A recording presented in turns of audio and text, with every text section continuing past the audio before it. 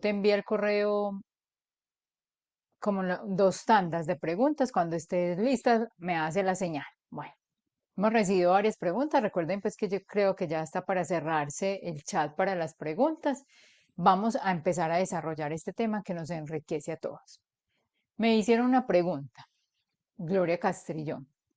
¿Cómo declara la persona natural no obligada a llevar contabilidad los rendimientos financieros recibidos de una fiducia a la vista, como es de una fiducia a la vista? ¿Los declara como están en el extracto o con el valor reportado en la información exógena de la DIAN? Si se ha declarado con base en los extractos, ¿cuáles declaraciones se deben corregir? Ya que en el año 2020 se canceló el encargo y se declararon en exógena un valor de ingresos cuando en ese año hubo pérdida hasta de parte del capital y la persona natural no declaró ni ingresos ni retenciones en ese año.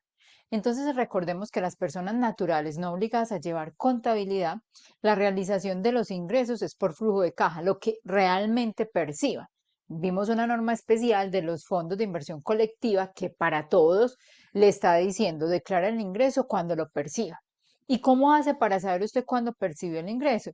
Cuando se lo apuntaron en primera instancia, en los periodos que le dan el certificado, que digamos cada 4 meses, que usted tiene el extracto bancario de la entidad fiduciaria, cuando se lo apuntaron ahí como ingreso.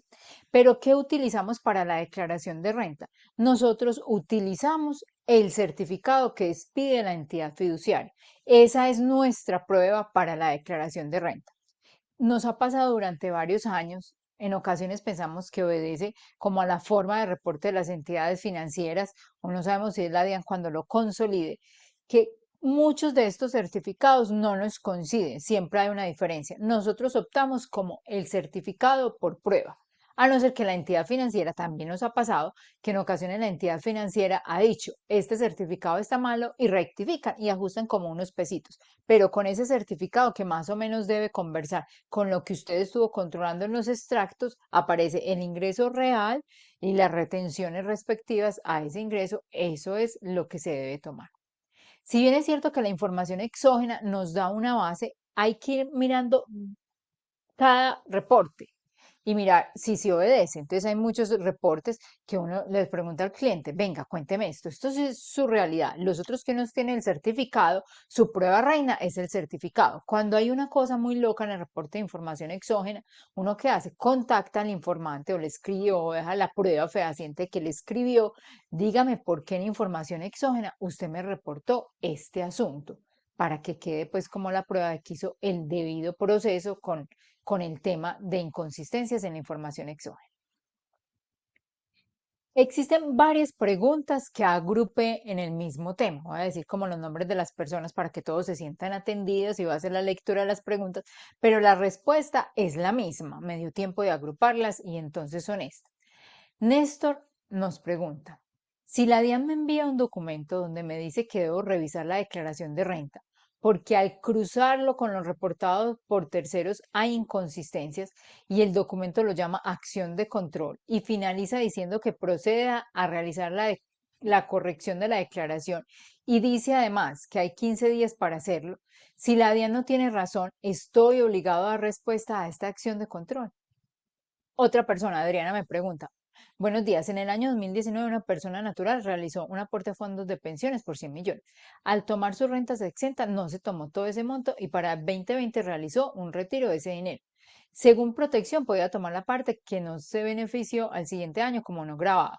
Ahora la DIAN le escribe y le dice que sus ingresos reportados no coinciden con la declaración de 2020.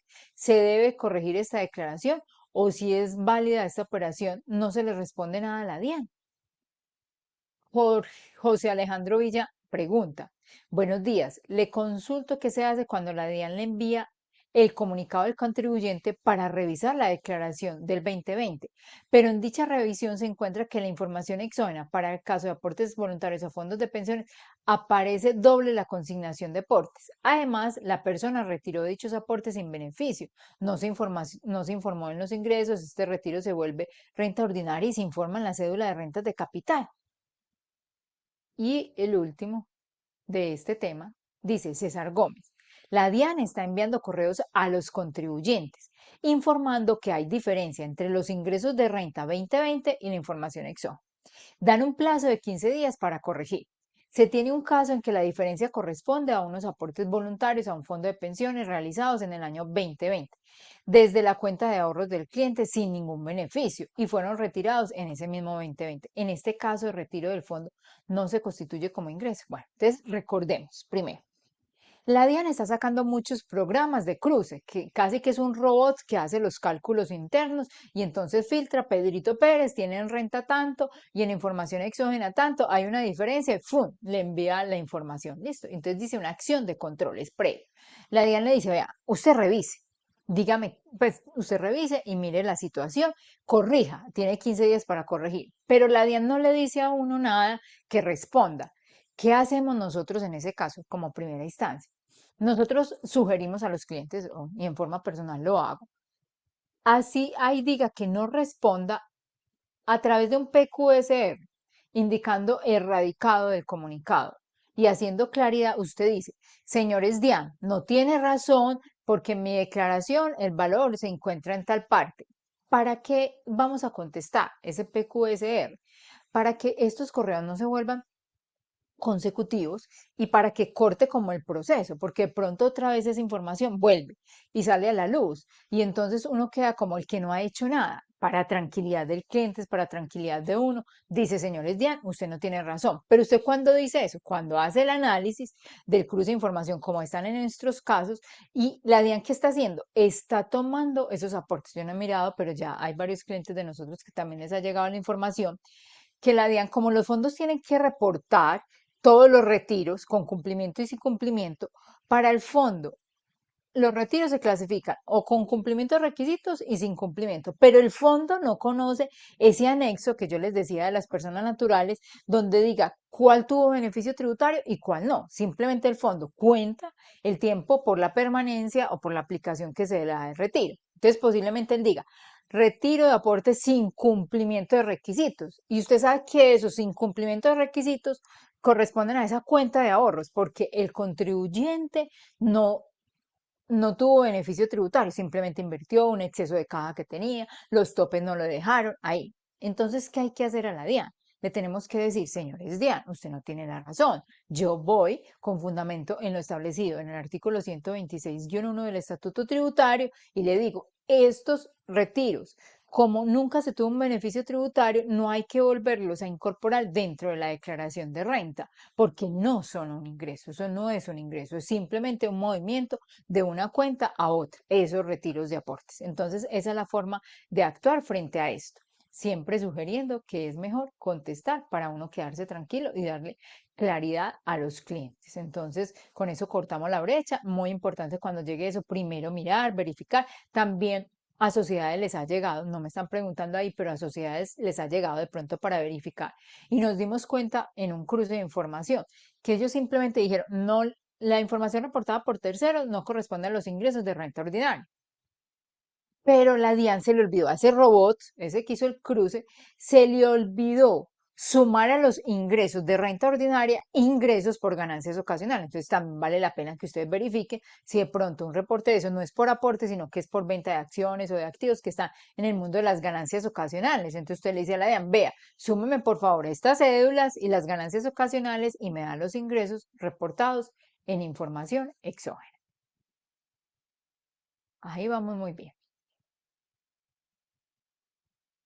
Por allá me preguntan, vea, Marcela Peláez, una persona natural presta dinero a otra persona natural. ¿Cómo la debe soportar en su patrimonio? La otra persona declarará el pasivo. ¿Qué soporte debe tener tanto el prestamista como el deudor? Si se cumplió el tope de consignaciones o movimiento en cuenta porque estas son recibidas para hacer pagos de un tercero, ¿cómo se debe reportar? Bueno, hay dos preguntas ahí. Vamos a la primera parte. Para efectos de declaración de renta, existen unas normas como para probar ese cruce de los pasivos, o sea, quién tiene que probar el pasivo, la persona que le prestaron la plata. Entonces, esa persona que tiene un pasivo lo debe probar. Entonces, la norma llega y le dice, por allá en el artículo 770, prueba de pasivos. Los contribuyentes que no estén obligados a llevar contabilidad tienen que probar sus pasivos con un documento de fecha cierta. Entonces, documento de fecha cierta siempre se va a aquel que nos da la notaría, el juzgado o otra autoridad competente. Pero a renglón seguido, el artículo 771 le dice, cuando no se puede cumplir con lo del artículo anterior, o sea, el 770, que no tengo el documento de fecha cierta, con que la otra persona natural incorpore en su declaración esa partida ya queda como una prueba supletoria. Es decir, si quien debe tiene el pasivo, lo incluye en su declaración pasivo a Marcela. Le debo 100 millones de pesos, 50 pesos, 50 millones de pesos a Marcela. No tienen un documento firmado. Con que Marcela lo incorpore en su patrimonio como cuenta por cobrar, queda la prueba supletoria en el caso de que se requiera para efectos de la administración de impuestos. Y la otra pregunta que me hacía Marcela es, vea, si se cumple con ese tope de consignaciones o movimientos en cuentas, pero estas son recibidas para hacer pagos de un tercero, ¿cómo se debe reportar? Es muy importante tener en cuenta algo. Cuando usted está obligado a declarar por consignaciones, no importa para qué son las consignaciones. Usted ya está obligado a declarar, entonces tiene que declarar. No importa para qué son ese tope de consignaciones, que para sostenimiento, todo. Pero usted sí debe tener la prueba de su cliente o preguntarle, ¿esto qué fue? Fue que el hermano hizo un préstamo y necesitaba una cuenta para consignarla y fue la tuya. Ah, bueno. Fue que a usted le hicieron un préstamo. Fue que el que estaba en el exterior necesitaba girar unos recursos y se lo colocó usted para tener ahí como la punta. Controlemos, a ver cómo está el control. Cuando usted dice que para hacer pagos a un tercero, usted tiene que preguntarse, ¿este tercero que va a hacer los pagos al otro estará actuando como mandatario para efectuar esos pagos? Es mandatario del otro, del que le recibió la plata y le dijo, haceme el favor y pagame. ¿Será que ahí versa un contrato de mandato? Y si versa un contrato de mandato que yo estoy actuando por cuenta de un tercero, yo tengo la obligación de reportar información exógena a la DIAN diciendo esos ingresos son para estos pagos y reportar esos pagos de esos terceros. Conservar esa prueba y decir, recibí de tal para pagarle a Pedro, a Juan, todo. Eso frente a un contrato de pagos con un tercero que me suena como en el mundo del mandato. Si simplemente, entonces esa persona que hace, esa que está en mandato, presenta la información exógena, ya le toca extemporánea, calcular y decir, bueno, estos son ingresos de ese tercero para pago. Y en su declaración de renta involucran en los campos específicos su realidad económica. Es decir, esas consignaciones no van a ir a ningún mundo, sino que ya están soportadas con ese tema. Hay otras personas que en sus cuentas mueven mucho dinero porque reciben de todos, de otros para efectos. Nosotros hemos dicho, ignore un poquito el tema de obligados a reportar información exógena por topes, pero si usted tiene ingresos para terceros, reporte ese formato 1647 de ingresos para terceros para que le salve que en su cuenta usted recibió 1.000 millones o 700 millones de pesos, que son los ingresos de otros. Yo de una vez se lo canto a la DIAN y ahí queda, pero queda la obligación de declarar. Puede que no tenga ningún ingreso o tenga nada más un rendimiento pequeñito, pero usted con ese formato se salva para que mañana no tenga una presunción de ingresos por esas consignaciones o le digan que corresponde a una actividad de cuenta 2 de una entidad donde usted trabaja. Ah, ya vi a Marcela, bienvenida a casa. Bien, Si ¿está quieres, yo voy. lista? Sí, dale. Listo, Hay dale, una dale ahí, Marcela. pregunta de Jesús que pregunta, un profesional independiente que recibe ingresos mensuales en promedio de 5 millones de pesos, o sea, 60 millones al año, y así paga sus aportes a la seguridad social. Él decide aumentar su ingreso base de cotización a 12 millones de pesos mensuales para aumentar su posible pensión en Colpensiones, no en un fondo privado, y paga sus aportes por este monto. En la declaración de renta se puede declarar los ingresos por los 60 millones y los aportes a salud y pensión por esta base y no por los 144 millones. Bueno, digamos que para efectos tributarios solamente es el análisis que vamos a hacer. La norma dice que los aportes se pueden hacer sobre una base mínima al menos del 40%. Si usted lo hace por un mayor valor, pues considero que los podría tomar todos, obviamente como lo explicaba Ángela en su ejercicio, sin llegar a generar una pérdida, ¿cierto? pero podrías restarlo por decir cualquier cosa, como si hubieras aportado sobre el 100% del ingreso y no sobre el 40%. Teniendo sí especial cuidado, como te digo, de no imputarlo a cédulas que no correspondan, pues que no es posible hacerlo, como por ejemplo una cédula de dividendos, es imposible ya desde el formulario, y teniendo en cuenta entonces que esta respuesta es solamente para efectos tributarios. A ver, para efectos de los aportes al ingreso base de cotización, también he entendido de algunos abogados que uno puede, que la norma me está poniendo un piso, no un techo, ¿cierto? Entonces, como mínimo debo aportar el 40. Si yo quiero aportar sobre el 100% de mis ingresos, lo puedo hacer. Sin embargo, es importante que tengas en cuenta y que te asesores de pronto con un experto en la materia, porque he escuchado de algunos casos en los que Colpensiones ha tratado de discutir el ingreso base de cotización, que repito, pues con lo que yo conozco y lo que he escuchado de abogados, uno tienes un piso, no un techo, pero que es importante que revises. Entonces, en conclusión, sí podrías declarar los 60 millones de pesos y el ingreso base de cotización que corresponda a la totalidad, así no sea solo el 40. Ok, De Luisa Mira. Ah, voy a responder otra. listo, dale. Listo. Luisa Mira pregunta de una persona natural dependiente, que su empresa le consigna $5.000 cada año en Europa, exactamente en la isla de Man. Allá la empresa tiene un fondo. Adicional a esto, la empresa les paga la medicina prepagada a algunos empleados, a todos los miembros de la familia. ¿Qué tratamiento fiscal se le deben dar a esos $5.000? Bueno, yo voy a pensar desconfiadamente, Luisa. No sé si esté equivocada. Esa isla de Man es bueno, ha sido dentro de los considerados paraísos fiscales, ¿cierto? Entonces es importante que antes de cualquier situación, tú conozcas muy bien cuál es el acuerdo que tiene la empresa con el empleado. Porque de pronto uno puede decir, vea, yo quiero librar mi responsabilidad y yo voy a hacer las cosas como debe ser. Y lo que debe ser es que cualquier remuneración que yo reciba por mi trabajo es un ingreso laboral tributario y que debe incluirse en mi declaración de renta.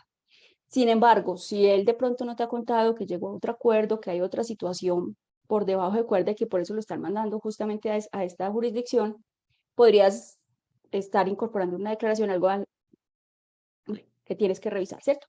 En estricto sentido, ¿cuál es el deber ser? Yo incluyo en mi declaración la totalidad de los ingresos, ¿cierto?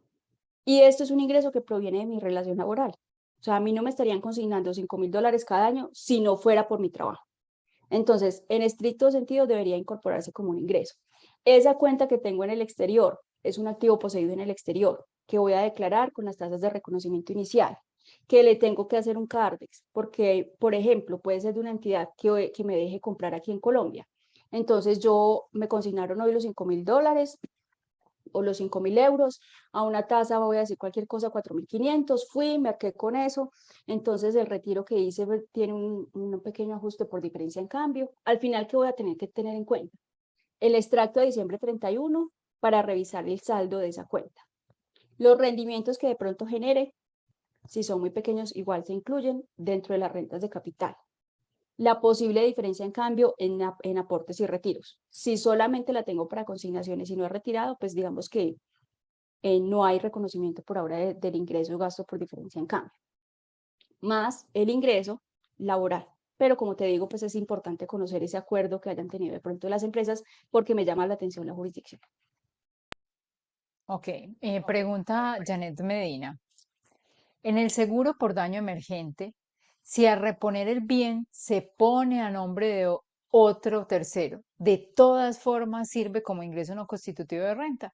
Entonces, no se puede tomar a nombre de otro tercero, porque el objetivo de la norma le está diciendo es que le paga la compañía para reponer el bien. Pero para reponerlo, ¿quién? En cabeza de quien es el que percibe el ingreso. Él es el que tiene el ingreso y que le puede dar el tratamiento de ingreso no constitutivo siempre y cuando cumpla el objetivo, que es que él adquiera nuevamente un bien en condiciones similares a ese siniestrado, mínimo por el valor que le están reponiendo.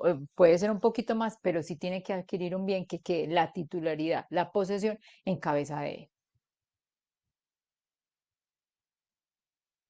Listo. De Gustavo Salazar. Una persona natural comerciante tiene una propiedad desde hace 5 años. Su valor en la contabilidad es de 350 millones. Sin embargo, durante esos 5 años nunca ha actualizado su valor según lo que le ha ido incrementando catastro municipal. Dicho valor está en este momento, según la última factura del impuesto predial, en 480 millones. Para efectos de la declaración de renta del 2021, ¿cómo debo proceder, tanto en la contabilización como en la declaración, para reflejar dicha diferencia de 130 millones? ¿Cómo debo hacer ese ajuste en la contabilidad? Por la 19, me imagino que es la cuenta contable 19 contra una valorización en el patrimonio y lo declaro. Siempre he tenido esta duda cuando se trata de personas obligadas a llevar contabilidad en cuanto a dicha contabilización y su forma de declararla. Bueno, esa pregunta de Gustavo es muy interesante porque tenemos que tener en cuenta una cosa. La primera, que no mencioné porque no estaba así planteado dentro del ejercicio, pero que es muy importante hacer la claridad, y es que los que están obligados a declarar entre el mayor valor del costo de adquisición o el costo fiscal y el avalúo catastral son los no obligados a llevar contabilidad, ¿cierto? Entonces, como él nos está diciendo, vea, yo estoy hablando de un comerciante obligado a llevar contabilidad, ellos no tienen la obligación de incorporar el avalúo catastral en su declaración de renta como valor patrimonial. Lo podrían hacer si quieren o si no lo sigue declarando por sus 350 millones de pesos. Ahora bien, ¿qué pasa con la contabilidad? En la contabilidad es muy importante tener en cuenta que los avalúos catastrales no cumplen las definiciones para hacer un avalúo técnico. Entonces, lo primero que yo me tengo que preguntar, Gustavo, es qué tipo de activo tengo. Si este activo para mí clasifica como propiedad planta de equipo, se clasifica como propiedad de inversión, ¿cierto? Porque dependiendo de eso es el reconocimiento contable. Si yo lo tengo como propiedad planta de equipo y en mi política contable definí que lo voy a reconocer al costo, yo no me tengo que preocupar por avalúos, ni catastrales ni comerciales. Yo lo sigo reconociendo al costo de adquisición. Si estamos ante un activo que se considera propiedad de inversión, entonces la norma en NIF me dice que yo los debo reconocer a valores razonables. Entonces, cuando me habla de valores razonables, yo tengo que hacer avalúos, pero esos avalúos no son aceptables el avalúo catastral, porque el avalúo catastral no es un avalúo técnico y no me corresponde con la realidad de ese valor comercial del bien. Entonces, aunque yo tenga el avalúo catastral, si mi bien es un valor, una propiedad de inversión, yo tendría que hacerle avalúos técnicos. Si estamos hablando de propiedad frente a equipo y mi política dice que es por costo de adquisición, lo sigo dejando en 350. Sí, pero supongamos que tienes que hacerles avalúos, tampoco te puedes ir por el avalúo catastral. Tienes que irte por avalúos comerciales, que puede ser que contrates a un experto en la lonja. La norma NIF también ha dicho, por ejemplo, que uno puede hacerlo con estadísticos que conozca del sector, ve exactamente el mismo local en la misma copropiedad, lo acaban de vender en tantos millones, yo sé más o menos que ese es el valor y eso lo puedo utilizar. Entonces, en conclusión, si quieres, si así lo deseas porque eres obligado a llevar contabilidad, incluir el avalúo catastral como costo fiscal, eso será solamente para efectos fiscales. Y contablemente por la técnica contable, sea costo de adquisición o valor razonable si estamos hablando de propiedad de inversión. Pregunta César Gómez. Tema sucesión ilíquida. Se tienen dos situaciones. Se realizó la escritura de la sucesión en el año 2021, me imagino que liquidación de la sucesión. En un caso, durante el año 2021 se generaron ingresos en la sucesión ilíquida. En el otro caso, no se generaron ingresos durante el año 2021. La declaración no se ha presentado. El patrimonio se declara en cero. Se declara por fracción de año 2021 en el formulario de renta 2020 o se presenta en el formulario de renta 2021. Bueno, entonces tenemos que recordar algo. Cuando estamos frente a un causante, que es la persona, un causante declarante, cumplió con los topes por patrimonios o ingresos, pero falleció, él sigue siendo declarante de renta siempre y cuando conserve los topes de patrimonio. ¿Hasta cuándo? Hasta cuando se realice la fecha o el año, el periodo grabable en el cual se realice la escritura de adjudicación o liquidación de esa sucesión. ¿Listo? Entonces ellos tienen que seguir siendo declarantes en calidad de sucesiones ilíquidas. Hay que nombrar un representante que Marcela ahorita nos contó la historia, cómo se hace el tema, para poder que la DIAN nos deje operar ahí. Y entonces, ¿qué pasa? Usted controla el patrimonio de ingresos. En el año que se realice la escritura de adjudicación o de liquidación de esa sucesión, esa declaración o en ese año, esos bienes que hacen parte del inventario, después de describir quiénes son los herederos, en la escritura de adjudicación dice inventario de bienes. Entonces, esos bienes deben corresponder pues a lo que venía declarando el contribuyente y esos bienes en esa fecha, en el periodo gradable 2021, en el cual se liquidaron, hacen parte de dos declaraciones de renta. Se declaran como la última declaración del causante por fracción de año. La última declaración de ese personaje va con todo ese inventario. Y se declaran recibidos por los herederos que tienen derecho pues dentro de la sucesión a esos valores que están en el inventario. Entonces, en ese último año hay dos declaraciones. La sucesión ilíquida que declara por la fracción, que ya le está diciendo la DIAN, es la última vez que lo está haciendo, y los que reciben los bienes por esos valores. Entonces ya hacen su proceso. ¿Qué pasa? Eso se llama como por fracción, si usted tiene claro que lo hizo. Entonces, digamos que eso ocurrió en el 2021. Usted tiene tiempo de presentar la declaración si usted dijo, ah, no, yo me di cuenta que esto fue la fracción por allá en junio del 2021 y está vigente. En ese momento estamos haciendo la declaración, no vamos a hacer la declaración de renta del 2020. Entonces, hago fracción 2021 en esa declaración del 2020. Entro a los servicios informáticos electrónicos y digo, no, yo quiero ya quedar tranquilo con eso y lo hago en ese momento, con la declaración de renta 2020 por fracción de año. Pero la norma le dice, el decreto de plazos, usted también tiene la opción de declarar normal esa sucesión ilíquida en estos momentos en los que estamos haciendo el vencimiento. Entonces, o usted lo hizo en ese momento, en la fecha, cuando hizo la escritura hoy pegado en el formulario del año anterior colocando fracción, o lo hace incorporado en el formulario de renta 210 de este año y ahí se entiende fracción porque usted simplemente va a declarar la parte que le corresponde a esa sucesión que ya quedó liquidada en el momento de la liquidación. Bueno, hay una pregunta de Jesús. Un colombiano residente obligado a declarar tiene una sociedad LLC en Estados Unidos, la cual posee una vivienda que está alquilada y estos son los ingresos de esta sociedad, pues el arrendamiento. El año 2021 generó una utilidad neta de $10.000, pagó sus impuestos y el dinero se quedó allá. Pregunta, ¿debo declarar esta utilidad en el renglón 79 como una renta líquida pasiva no laboral de una S? Si es así, la utilidad neta de $10.000 se multiplica por la TRM de diciembre 31 del 2021. Bueno, entonces, para saber primero si te aplica el régimen S, tienes que mirar, de acuerdo con el artículo 883 del estatuto, si esta persona natural, esta persona residente fiscal en Colombia tiene una participación en patrimonio o en resultados de más del 10% en esa LLC. Porque si es del 10% más, entonces vamos a aplicar el régimen S, ¿cierto? ¿El régimen S qué es?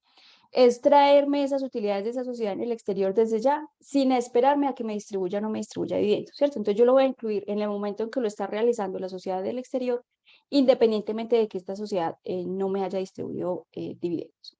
Y lo que se hace, lo que se transparenta, lo que se trae son rentas pasivas, ¿cierto? Entonces, también hay una presunción que cuando el 80% más de las operaciones sean rentas activas, pues el desarrollo de una actividad normal, se entiende que no se tienen que transparentar. En el caso que nos están planteando Jesús, ya nos está diciendo, su única renta es la del alquiler de una vivienda, eso hace parte de rentas pasivas. Entonces, si se cumple con el 10% más, porque pensemos es el único dueño de la LLC, efectivamente trae como rentas pasivas los $10.000 de la utilidad que tiene la sociedad y los declara en esos renglones especiales de régimen S. Ese impuesto se puede también, si hubo impuesto pagado en el exterior, se puede traer también y importante tener en cuenta qué pasa con la tasa representativa del mercado. En el decreto reglamentario del régimen S, en los diferentes oficios de la DIAN, lo que nos han dicho es que usted tiene que transparentar todo como si lo hubiera hecho directamente el residente fiscal. Entonces, no es correcto hacerlo con la TRM de diciembre 31, sino que se debe hacer con la tasa de reconocimiento de cada transacción, como si usted lo hubiera hecho. Entonces, en esos casos, nosotros lo que hemos optado es por decirle, vea, por ejemplo, dígame o mándeme los extractos o mándeme la información de cada cuánto le pagan el arrendamiento. Ah, me pagan los 5 de cada mes. Listo, entonces con esas operaciones de los 12 meses, yo voy y busco cuál era la tasa del 5 de enero, del 5 de febrero, y sobre esos valores es que declaro mi ingreso. Pregunta, esta es Adriana. Los retiros de los fondos que no cumplen la permanencia se deben llevar como ingreso. ¿Este ingreso en cuál cédula se reporta? ¿En laboral o en rentas de capital o en rentas no laborales? Gracias por esta pregunta. para hacer claridad de pronto que no lo hice en el momento que expliqué el tema así de retiro de aportes. Entonces, digamos que añado un poquito a la redacción, los retiros de los fondos que no cumplen la permanencia cuando se obtuvo un beneficio tributario, porque hay que preguntarse, ¿se obtuvo beneficio tributario con ese valor? Entonces, cuando usted obtuvo un beneficio tributario y lo retira y el fondo dice sin permanencia, usted se tiene que ir a analizar en cuál cédula apuntó el beneficio tributario, en cuál cédula tuvo el beneficio tributario. Entonces, es el asalariado, que obviamente es en las rentas de trabajo, que hizo sus aportes y tuvo el beneficio tributario, necesitó la plata por cualquier circunstancia. Ese retiro se vuelve ingreso de cuál mundo, de rentas de trabajo.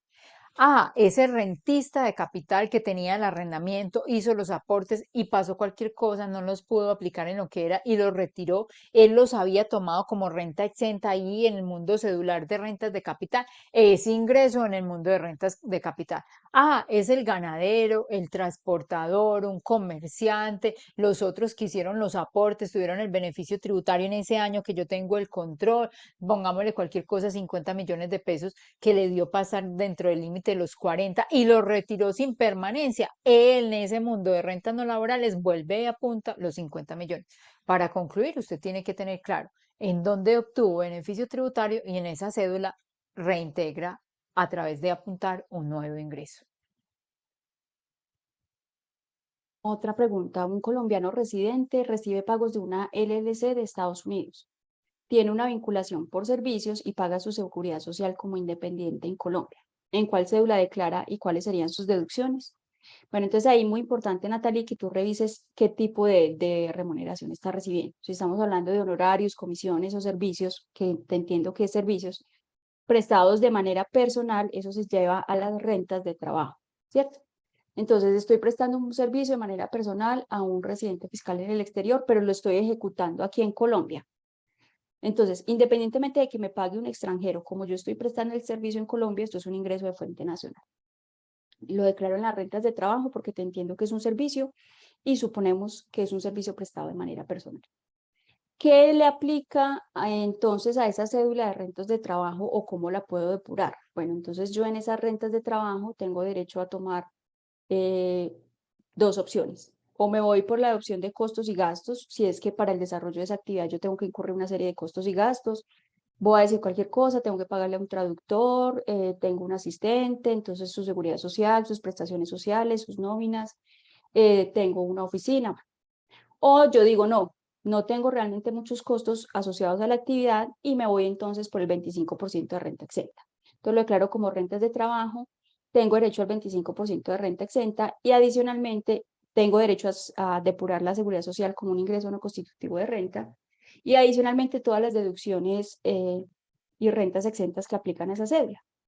Si tiene intereses de vivienda, gravamen a los movimientos financieros, deducción por dependientes si es que tiene dependientes a cargo, medicina prepagada si la paga, aportes a cesantías si hace aportes a cesantías como independiente y aportes voluntarios o fondos de pensiones, ¿cierto? Entonces todo eso que se aplica a las rentas de trabajo se podría igualmente aplicar independientemente de que la persona que te esté pagando sea nacional o extranjero, porque lo que te entiendo es que el servicio es prestado aquí en Colombia.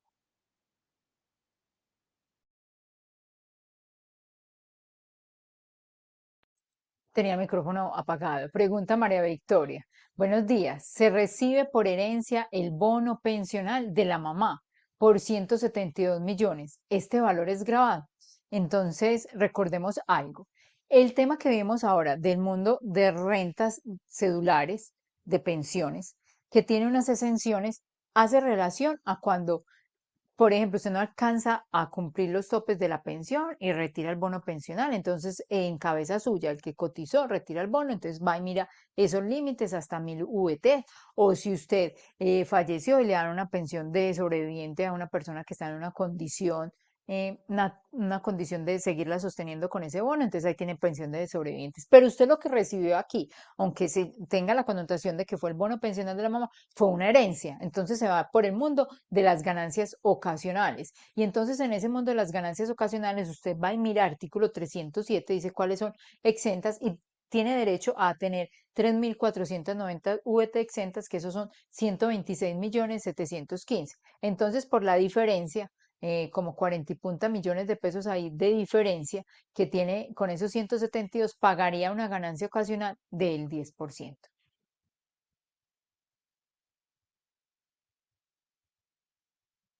Eh, Pregunta Lina, a una asalariado le entregaron un bono de retiro por 352 millones. ¿Este valor tiene algún beneficio tributario? Bueno, normalmente cuando se pactan estos bonos por retiro, que le dicen como un retiro anticipado y lo vamos a pactar como una bonificación realmente, entonces eso es equivalente a una bonificación recibida en razón de su relación laboral, ¿cierto? ¿Cómo se maneja? Como cualquier otra bonificación dentro de los ingresos laborales grabables mensuales. Suponemos entonces que haya estado sometido a la retención que corresponde. Como cualquier pago laboral, como cualquier bonificación extraordinaria recibida, diferente a una indemnización, porque aquí ya Lina nos está aclarando que fue bonificación por retiro, ese ingreso laboral se puede depurar como se depura cualquier renta de trabajo. Es decir, tiene derecho al 25% de renta exenta. Si la persona hizo aportes voluntarios a fondos de pensiones, pudo haber hecho hasta un 30% sobre ese ingreso sin superar los 3.800 VT. Pudo haber llevado o depurado esto con su deducción por dependientes con los límites ordinarios. Es decir, de hecho, la empresa te lo debe certificar dentro del certificado de ingresos y retenciones como otros ingresos. Entonces va a tener el mismo tratamiento. Lo que sí es importante que revises es la retención en la fuente, ¿cierto? Porque posiblemente te hayan practicado ya una retención muy alta que va a cubrir parte del impuesto. Pero si estamos hablando de lo que ya pasó a diciembre 31, pues digamos que en este momento uno no podría recomendar haber hecho aportes voluntarios a fondos de pensiones porque ya pasó. Pero si es algo que apenas está recibiendo, lo que le puedes revisar es hacerle una planeación diciéndole, vea, le conviene llevar tanto aportes voluntarios a fondos de pensiones, tenga en cuenta que tiene derecho a un 25% de renta exenta, tenga en cuenta que esto más el salario ordinario que recibió en el año le permite una deducción por dependientes si los tiene de un 10% sin exceder de tantas VT, la medicina prepagada la vamos a depurar, es decir, como se haría con cualquier otro tipo de bonificación extraordinaria. Pregunta a Rubén Darío. Si yo retiro de mi cuenta bancaria un valor de 100 millones de pesos y lo consigno por mi cuenta en un fondo voluntario de pensiones y no los usé para buscar ningún beneficio tributario, los puedo retirar en cualquier momento del fondo de pensiones sin que los tenga que tomar en mi declaración de renta como ingreso no laboral. Entonces recordemos que usted tiene el control de sus aportes. Si bien dijo usted, simplemente fue una cuenta de ahorros. Yo lo hice aparte, el movimiento de la cuenta de ahorros y me los llevé al fondo. Cuando lo retire de ahí, no tiene que hacer nada en su declaración de renta. ¿Cuándo tiene que hacer usted en su declaración de renta? Cuando usted retira sin cumplimiento de los requisitos dineros de los cuales obtuvo un beneficio tributario, sea porque usted le dijo a la compañía hágalo directamente, usted lo hizo y se tomó en renta un beneficio, en ese momento usted tiene que reintegrar. Antes no, entonces eso es una cuenta de ahorros, un CDT que usted mueve, no tiene que pasar por ningún movimiento de ingresos, y así lo dice el artículo 126-1 del Estatuto Tributario, y de ahí la importancia de tener el anexo de los aportes voluntarios.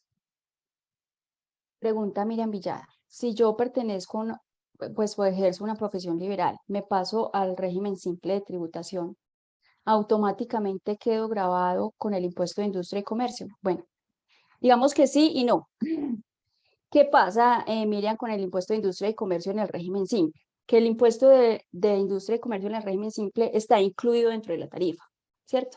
Entonces, es precisamente por eso que los municipios, la mayoría pues de ellos, ha venido cambiando sus acuerdos para decir, venga, profesiones liberales no están grabados con el ICA, pero cuando sean del régimen simple, sí. ¿Por qué? Si usted es del régimen ordinario, el impuesto de industria y comercio es un impuesto adicional a su impuesto de renta, no tiene nada que ver. Entonces usted paga 5 millones de pesos por decir cualquier cosa de renta, más 500.000 pesos de industria y comercio.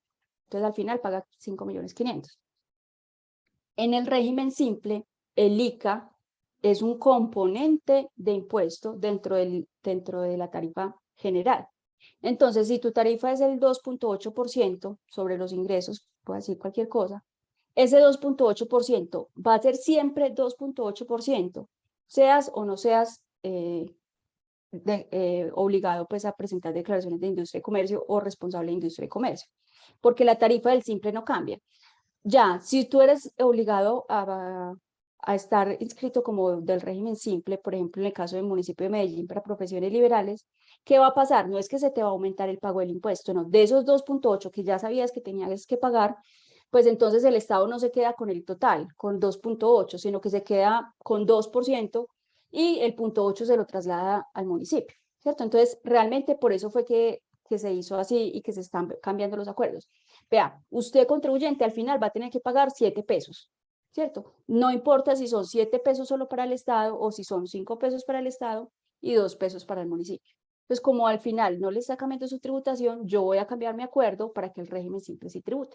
Entonces, en conclusión, sí estás obligada a inscribirte, a informarle al municipio que eres del régimen simple, pero la tributación no va a cambiar. Porque supongamos que no hubiera un cambio en los acuerdos de los municipios y siguiera diciendo que las profesiones liberales no son contribuyentes del régimen simple. Tu 2,8 no va a cambiar, solo que ese 2,8 ya le llega enterito a la nación. Ahorita lo que está pasando es que entre ellos se distribuyen la torta. Sí, pero entonces sí existe la obligación de informarle al municipio, de presentar la declaración indicando pues en qué municipio están, pero ya para que ellos hagan la separación. Pregunta María Victoria, vea, si en la cédula de dividendos se recomienda restar los aportes por salud y pensión, ya que no hay renglón para ello, ¿podrá la DIAN enviar requerimiento por menor ingreso reportado? Entonces, le estoy entendiendo que ella decidió esos aportes que hizo obligatorios a salud y pensión del que recibe dividendos que los debe hacer, decir, el dividendo no eran 10 millones, sino que fueron 8 millones de pesos. Yo en lo personal no recomiendo eso. El que hace aportes por dividendos y no tiene dónde más imputarlos, ya hizo el aporte porque cumplió una obligación, pero el dividendo bruto hay que dejarlo así, porque ese se cruza automáticamente con la DIAN y en reportes de dividendos casi que no hay inconsistencias, casi que se cruzan la información exógena con el dato y por cédulas y porque nos dicen de qué año y si es grabado y no es grabado. Y además porque es que hay una consecuencia. Si usted tiene un dividendo grabado, al que usted le está imputando unos ingresos, lo disminuyó ahí en ese rengloncito de dividendos, su tarifa de impuesto cambió. Entonces usted tiene una consecuencia delicada. Pudo rebajar su tarifa de impuestos colocando ese dividendo ahí. Que la norma es injusta en el diligenciamiento del formulario, así nos quedó, pero yo no lo tomaría. Pregunta Beatriz López, una persona entrega en usufructo un lote a una constructora de vías por 10 años para compensaciones ambientales. Por este concepto recibió 500 millones de pesos. ¿Cómo debe declarar este ingreso y tiene algún costo que se le pueda imputar? ¿Es ganancia ocasional o se puede diferir el ingreso como renta ordinaria durante 10 años? Bueno, aquí lo importante a tener en cuenta es que si efectivamente sí se hizo como una escritura de venta de usufructo, ¿cierto? Si ustedes hicieron una escritura de venta de usufructo, lo que está generando o lo que hiciste, Beatriz, fue separar el activo en dos, nueva propiedad y usufructo, y estás vendiendo un pedacito de ese bien que se llama usufructo.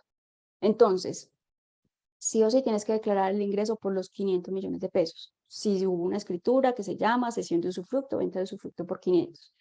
No es correcto amortizar el ingreso, porque hay unas normas especiales en venta de activos que te dicen que se reconoce el ingreso cuando se haga la escritura. Y en ese caso tú estás vendiendo ese pedacito del bien que se llama usufructo en el año 2021, que fue cuando hicieron la escritura. ¿Le puedes imputar un costo? Sí. Yo supongo que ustedes cuando hicieron la escritura asignaron unos valores o un porcentaje de lo que representaba el usufructo dentro del total de la propiedad. Por decir cualquier cosa, yo digo que este usufructo representa el 60% del total de la propiedad. Entonces, ¿qué pasa? Ese valor que venías declarando, que voy a decir cualquier cosa, son 100 millones de pesos, venías declarando el total. Y estás diciendo ahorita que estás vendiendo el 60% de esos 100 millones. Entonces, el costo va a ser 100 millones de pesos del valor total por 60%. Y te va a quedar reconocido solo como nuda propiedad el 40% restante, que es lo que estás conservando. Eso es lo que dicen las normas en materia de usufructo. Recordemos entonces que en valores patrimoniales también hay conceptos de la DIAN que dicen cuando yo desagrego usufructo y nuda propiedad, el valor del usufructo es lo que hayan pagado por él y el valor de la nuda propiedad es lo que costaba el total del bien menos el valor del usufructo. Y no se puede diferir el ingreso, tengamos en cuenta que ya se dieron todos los elementos del reconocimiento del ingreso. Adicionalmente, tú estás haciendo la transferencia de riesgos y ventajas desde ya, ¿cierto? Estás haciendo la transferencia desde ya por un término de 10 años, pero que no está sujeto el ingreso a una condición o un requisito. Ya se dieron los requisitos, ya se dieron las condiciones y la empresa puede disfrutar del usufructo por 10 años. Entonces no hay lugar a la amortización. Pregunta a Rubén Darío. Recibo una renta de arrendamientos, la cual, sumada a mis rentas laborales, me aumenta la base de impuestos. ¿Qué debo hacer para cederle la renta del arrendamiento a uno de mis hijos que no tiene ningún tipo de ingresos ni tiene patrimonio porque aún es estudiante universitario? Y entonces este caso sucede mucho porque se dispara la tabla de impuesto de renta con otro dentro de la cédula de rentas generales. Y entonces, ¿qué debe hacer? Usted sí le puede decir a su hijo, tenga el arrendamiento, pero si previamente hizo un traslado de ese dominio, esa propiedad, esa titularidad del bien a su hijo, ¿a través de qué? De el usufructo, porque por allá lo vimos ahora, artículo 263, se entiende quien obtiene las rentas es el que aparece como titular propietario o usufructuario de ese bien. Entonces usted dice, le voy a hacer el usufructo a mi hijo, entonces él ya recibe esos arrendamientos. Pregunta Lina. Para efectos del costo fiscal de inmuebles que no se han reajustado fiscalmente, siempre se venía declarando por el valor de compra, ¿se puede reajustar con el artículo 73 en la renta del 2021? Sí. Si, por ejemplo, tú tienes una expectativa de venta y dices, no, lo más probable es que lo vayamos a vender en el 2022, la recomendación es que lo reajustes desde el 2021, en ese momento. ¿Sí? Si la venta la estás haciendo desde el 2021, nuestra recomendación, ¿cuál es? Aunque el decreto reglamentario que todos los años saca las tablas pues, del artículo 73 dice que se puede, que es optativo tomarlo como valor patrimonial en los años anteriores, por la misma disposición del artículo 73, conocemos que, por ejemplo, en la jurisdicción de aquí, en la seccional de Medellín, nos exigen que eso haya sido valor patrimonial en el año anterior. Entonces, si la venta la estás generando desde el 2021, la recomendación sería ve y corriges 2020 para reajustarlo por el artículo 73, que quede como valor patrimonial en el año anterior. Es una declaración que no genera sanción porque la corrección está afectando el impuesto, el valor a pagar, y luego en el 2021 ya lo vendes. Si es, perdón, si es solo por una expectativa de venta, pero todavía no lo has vendido, lo puedes reajustar. ¿Qué es importante tener en cuenta? No reajustemos más allá de lo que no necesitamos. Si no hay una expectativa de venta, estamos posiblemente ante una reforma tributaria que nos va a llevar a pagar impuesto al patrimonio, entonces evitemos en la medida de lo posible inflar patrimonio si no lo necesitamos. Entonces, si no hay una expectativa de venta, ¿para qué reajustar por el artículo 73? ¿Sí? Esa es como la recomendación. Pregunta, vea, ¿se podrá manejar como renta no laboral las pensiones provenientes del exterior? Yo me estoy imaginando que es que por allá en el mundo de rentas no laborales, a esa pensión del exterior, yo la puedo involucrar dentro del ejercicio, si es un comerciante, dentro de otro, decir voy a hacer aportes voluntarios a fondos de pensiones para disminuir el impacto impositivo. Me imagino que por eso es la pregunta, que es una forma de decirle trasladar para allá. Tenemos que recordar algo. Ya Colombia, cada vez, Colombia, cada vez está más cerrado el círculo con información de uno decir voy a pasar esto de un lado para el otro, porque Colombia ha suscrito muchos convenios de intercambio de información con otras entidades.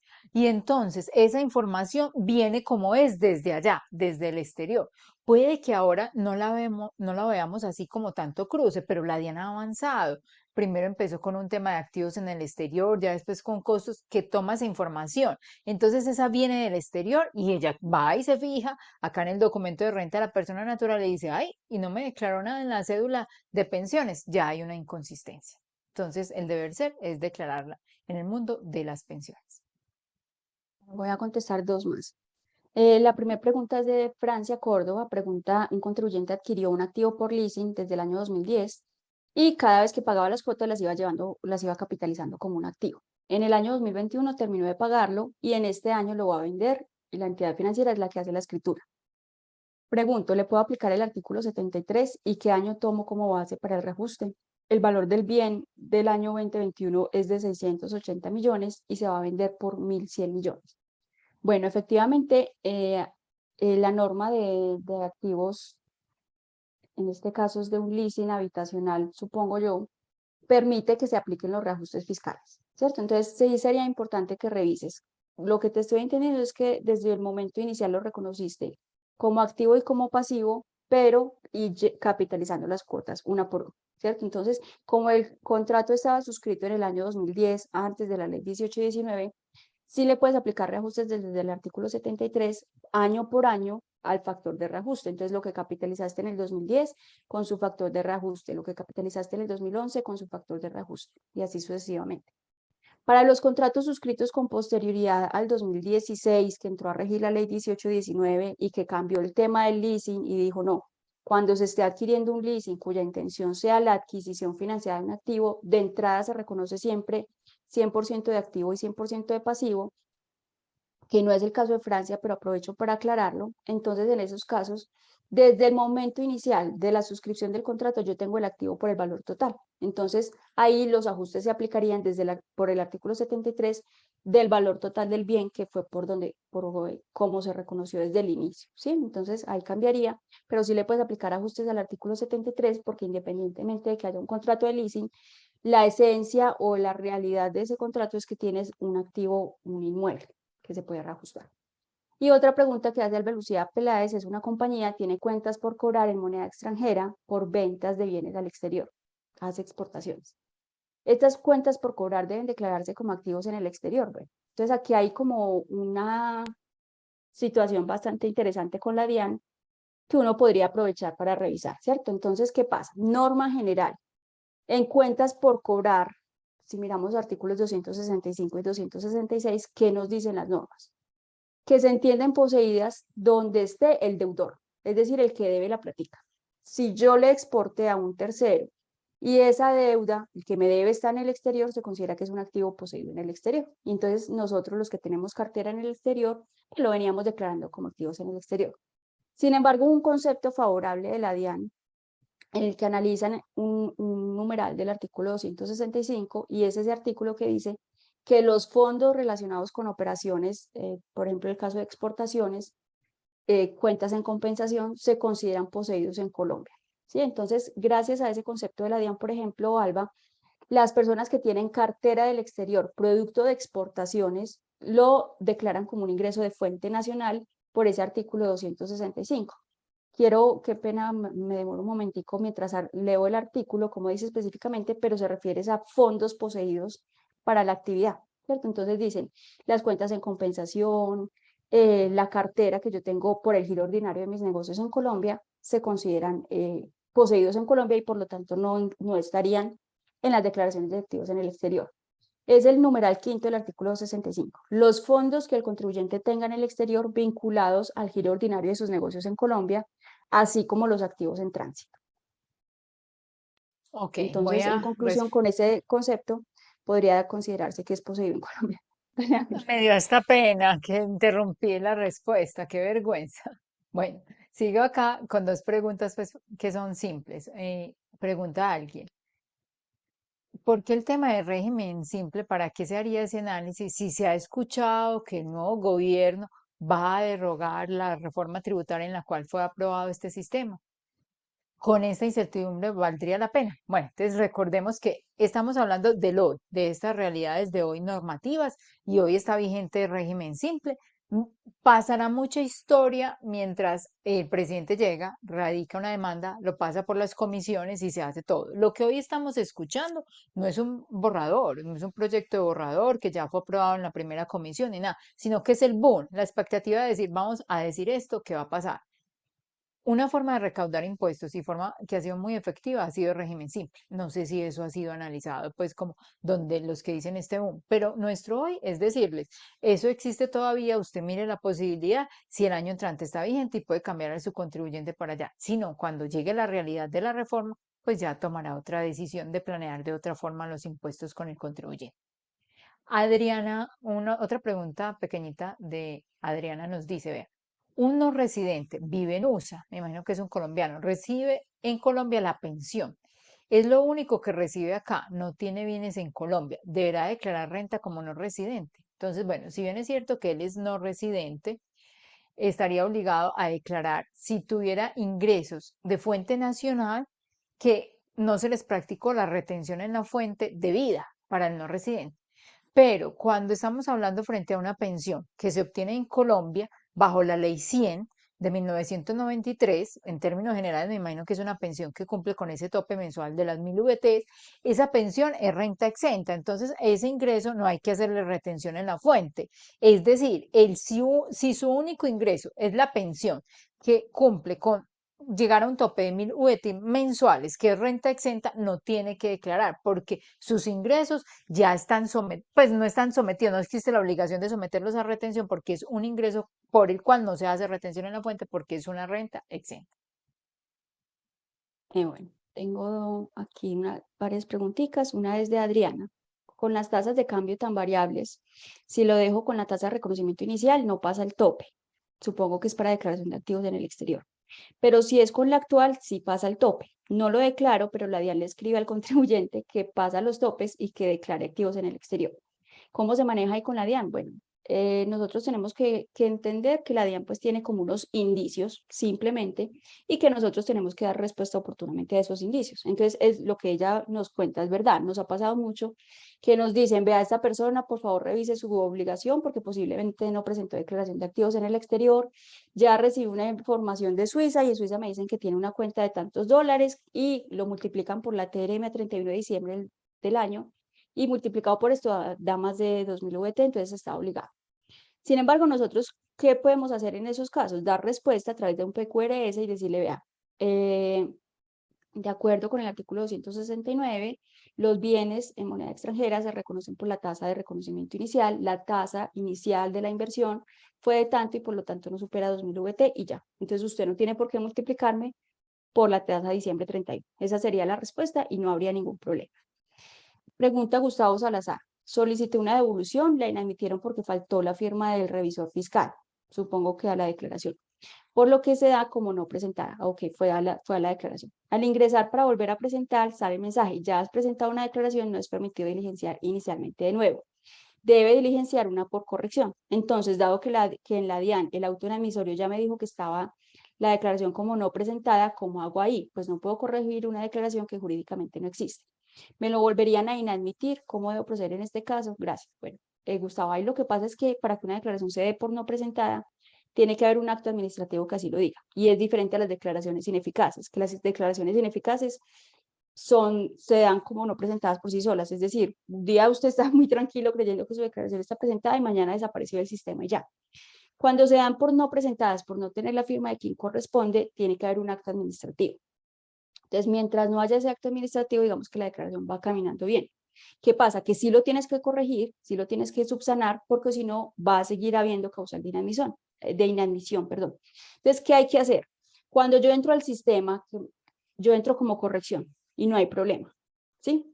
Lo hago como una corrección, firmo por quien tiene el deber legal de firmar, entonces ya no lo voy a firmar solamente por el representante legal, sino también por el revisor fiscal.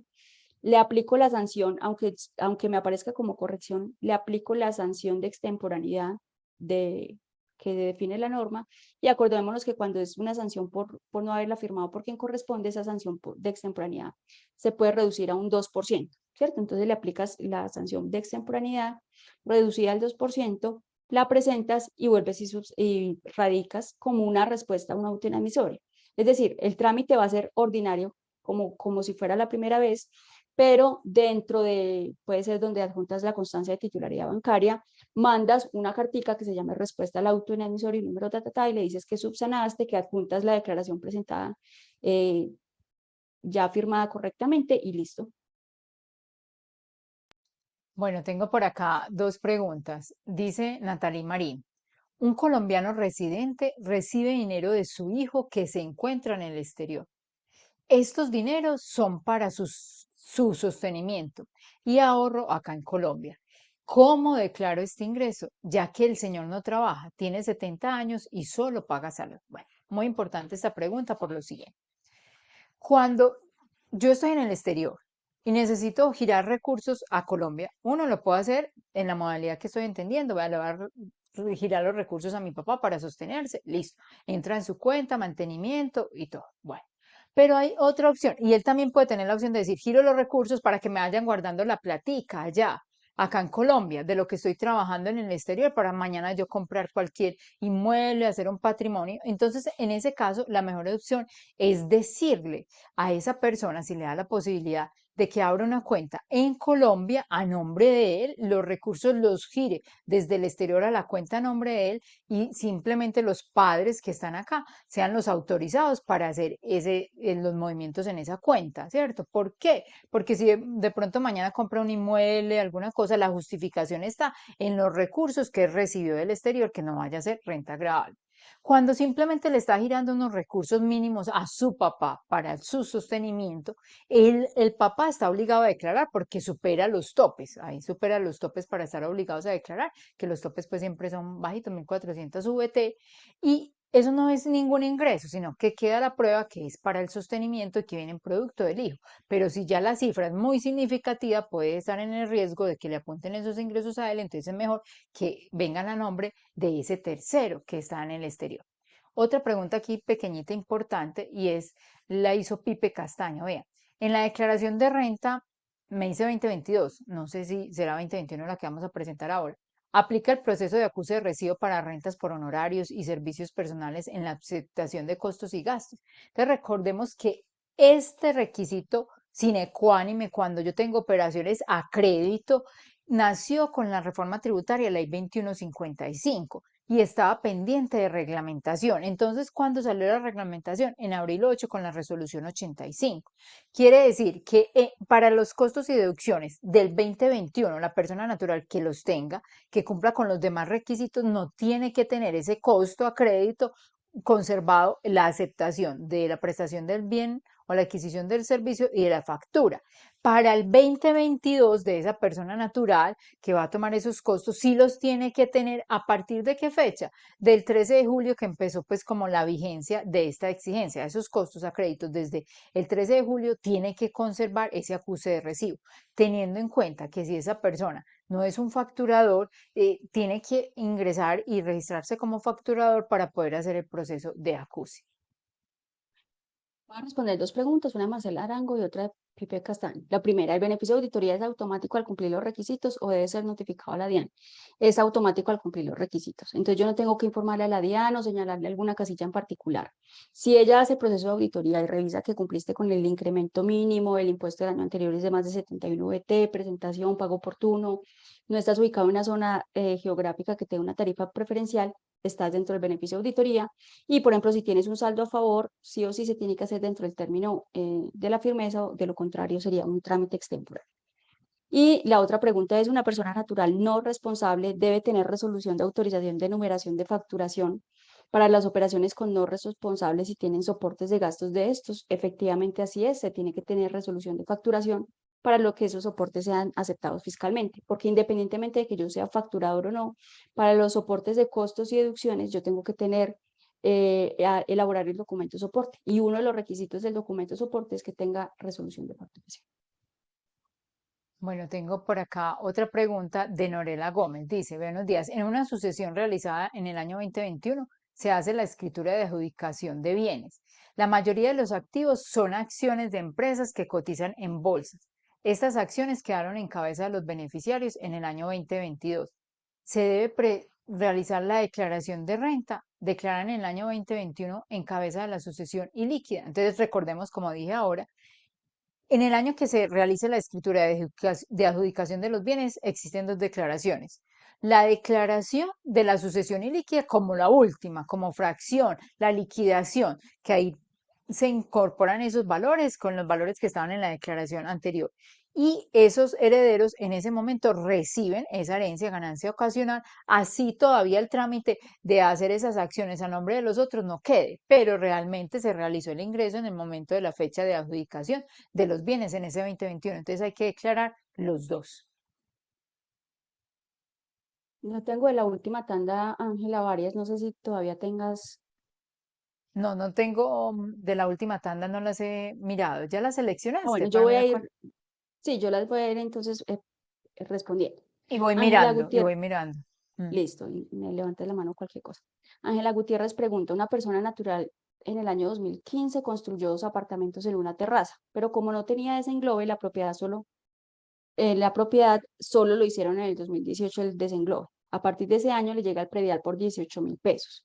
En el 2022 va a vender este apartamento. Me va a generar una ganancia ocasional muy alta. Puedo entrar a corregir para poder llevar el costo de la construcción al valor real y hacerle el reajuste fiscal del artículo 73. Bueno, Ángela, ahí lo importante es que tú tengas todos los soportes con cumplimiento de requisitos legales de la construcción.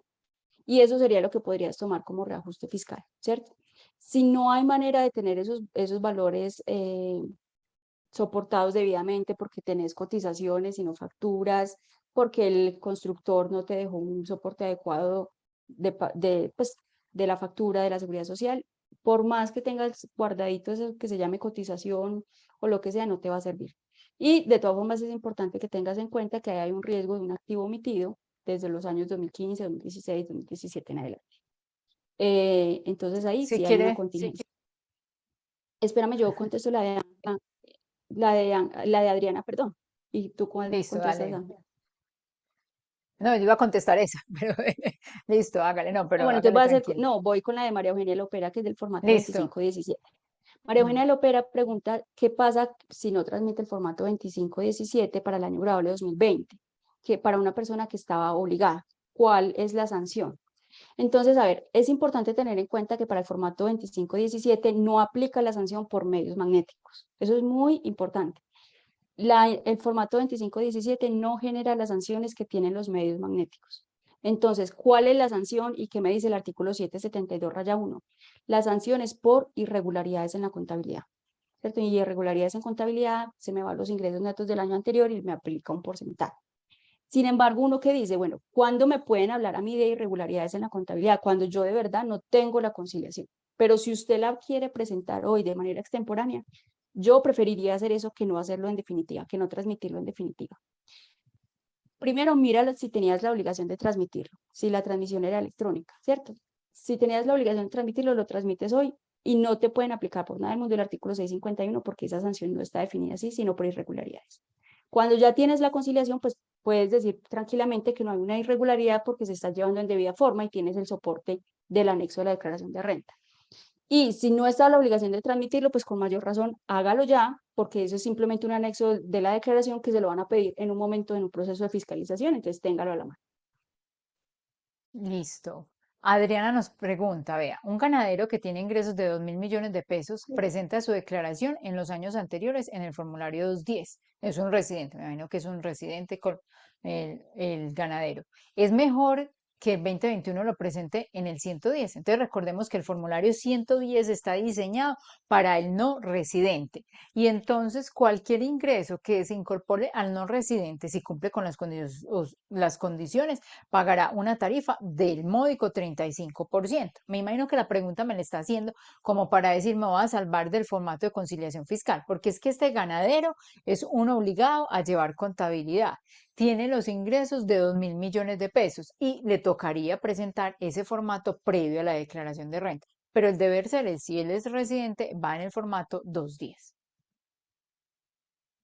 Y bueno, Alba Lucía Peláez pregunta, la compañía recibió un terreno en arrendamiento para su producción. Este terreno es de propiedad de una persona natural. Esta persona natural debe hacer aportes a la seguridad social por esos ingresos y la empresa está obligada a pedir el pago a la seguridad social. No. O sea, no la empresa está obligada, él sí.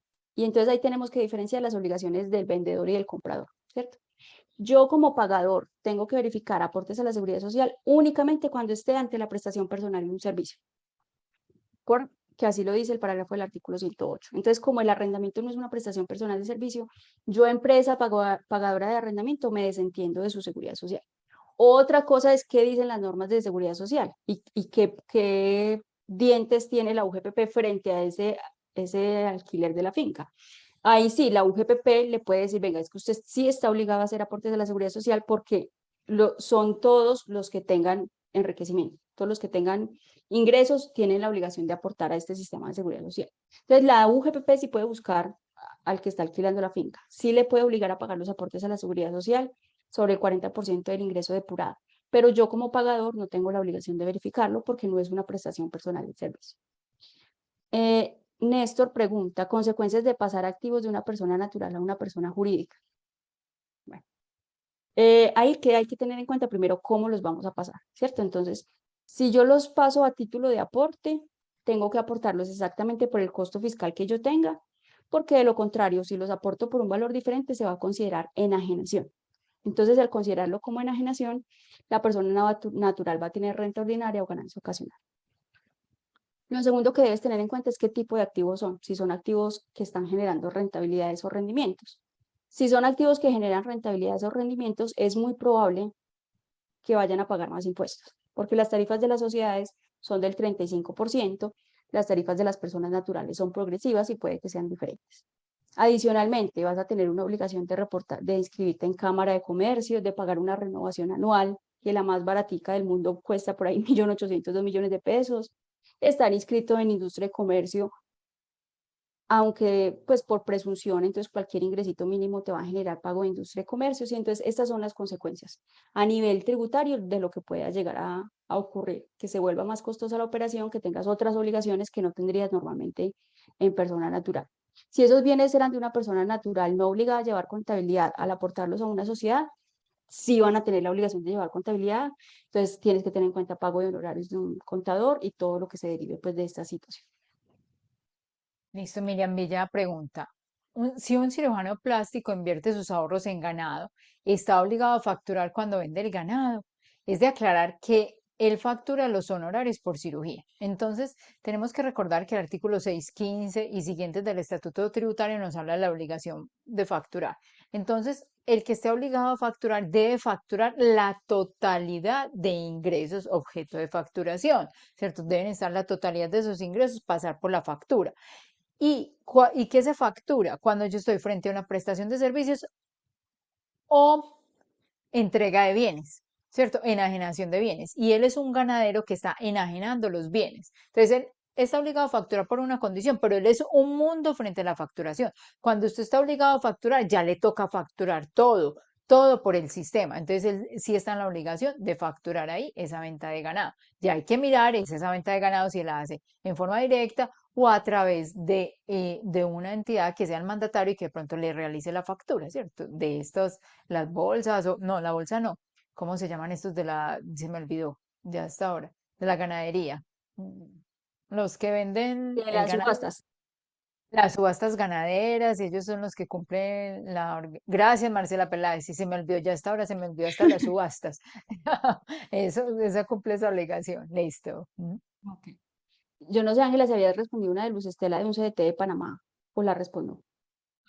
Si quiere le responda, hágala, así que no la vi por acá, Entonces, como bueno, que me la pasé. ya nos quedan solo dos preguntas, que es de Gustavo Mm. Salazar y de Luz Estela. Entonces, la de Gustavo Salazar es una persona natural no comerciante, tiene un contrato con una LLC en Estados Unidos, pero desde Colombia. Es un contrato bastante informal, solo dice que hará una asistencia, le consignan una especie de billetera virtual, no tengo claro el término, entonces pregunta si es un exportador y si se entiende que esa billetera es como un activo poseído en el exterior. Entonces, esa billetera virtual puede ser una billetera virtual, una pasarela de pagos, PayPal, PayU, bueno, cual sea el nombre, es un activo, porque yo tengo el control, el aprovechamiento económico de él y por lo tanto está poseído en el exterior. Entonces, sí o sí, declaro el saldo a diciembre 31. Si es una exportación, tienes que mirar, Gustavo, si yo estoy prestando el servicio en Colombia para ser utilizado exclusivamente en el exterior. Si esa asesoría, si ese servicio que yo estoy prestando cumple con esa definición de ser prestado en Colombia para ser utilizado exclusivamente en el exterior, es una exportación de servicios, que como exportación de servicios implica que te inscribas como responsable del IVA, que factures como una exportación y que los IVAs asociados a esa actividad sean descontables, ¿cierto? Porque es una operación exenta del IVA. Si es un servicio que yo estoy prestando aquí en Colombia, la empresa del exterior simplemente me paga, una empresa del exterior, pero me están contratando aquí en Colombia, la empresa tiene sus operaciones aquí en Colombia y el servicio que yo estoy prestando no va a ser utilizado exclusivamente en el exterior, sino que se va a utilizar aquí en Colombia. Entonces es un servicio grabado que entonces ya tienes que mirar si eres responsable o no responsable. Y una pregunta que hacía Luz Estela, creo, LH Estela, es que los rendimientos que genera el CDT en Panamá, si es renta de capital, este rendimiento es grabado en su totalidad. Sí, aquí no podríamos hablar de componente inflacionario, porque como le explicaba Ángela, cuando habló del componente inflacionario, está dado para entidades primero vigiladas por Superfinanciera. Entonces, Bancolombia Panamá, por más que sea una partecita dentro de Bancolombia, no es vigilada por Superfinanciera y no cumple con los requisitos, entonces es un ingreso 100% grabado. Pues yo creo Ok, que hasta ya aquí ya terminamos. cumplimos con todas las preguntas que teníamos pendientes. Mil gracias a todos por su participación, por estar ahí, por este aprendizaje que nos dejan. Recuerden que nosotros también tenemos un programa donde presencialmente este año estamos dando clases del Estatuto Tributario. Por si se quieren unir a los módulos en la Escuela de Planeación Tributaria, si no nos conocen, ahí estamos en vivo y en directo en forma presencial mirando estos temas. Gracias a todos, nos enriquecen muchísimo su participación. Y muchísimas gracias a todos por la participación, por las preguntas que reciben. Estaremos entonces trabajando mucho en la plantilla para hacerle las pruebas de seguridad que requerimos y compartírselas. Esperamos pues que esto sea de utilidad. Les vamos a pedir un favor muy grande. Cualquier error, cualquier inconveniente, cualquier mejora que ustedes encuentren, nos lo hagan saber porque el objetivo y la idea de nosotros es que mejorarla, irla actualizando y que podamos trabajar todos con ella. Entonces, muchísimas gracias a todos y que tengan un excelente día.